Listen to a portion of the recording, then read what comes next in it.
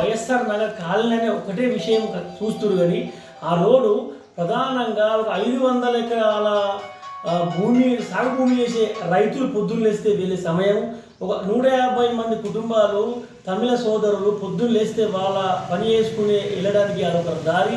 అలాగే 4 గ్రామ పంచాయతీలకు సంబంధించిన అనుబంధం ఉన్నటువంటి రోడ్డు లక్ష్మాపూర్, నారాయణపేట, నలగొండ తండ, మునిపెల్లి, అలాగే Kasturba school and college hostel, model and school and college hostel, రైతు వేదిక, వైఎస్ఆర్ కాలేజీలో సుమారు 200 కుటుంబాలు నివసిస్తాయి.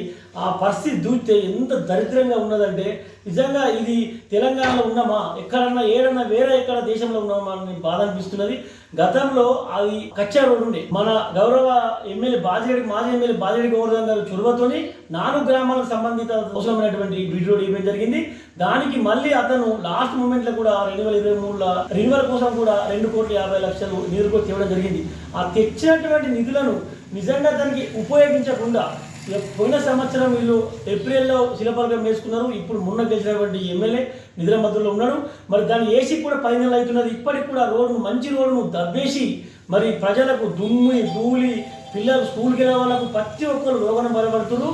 డ్రైనేజీ వ్యవస్థ కూడా చాలా మంచిగా ఉన్నదని మొత్తం చెరిపేసి ఆ రోడ్డు కూడా పరిస్థితి బాగాలేకుండా వేసారు. ఇచ్చిన నిధులను ఖచ్చితంగా మంచి పనులు చేయడానికి ప్రజలు మంచి అవకాశం ఇచ్చారు. దాన్ని వినియోగించుకొని పని చేయాలి తప్ప గెలిచిన మన అహంకారంతో వాళ్ళింటనే వాళ్ళు మొద్దు నిధులలో ఉన్నారు. దయచేసి నిధుల నుంచి మేలుకొని ప్రజల సమస్యలను, ప్రజల అవస్థలను గుర్తించి ఖచ్చితంగా దాన్ని రెన్యువల్ను తొందరగా రోడ్డును మంచిగా చేపియాలని మేము జక్కరంపల్లి మండల టీఆర్ఎస్ పార్టీ తరఫున డిమాండ్ చేస్తున్నాము.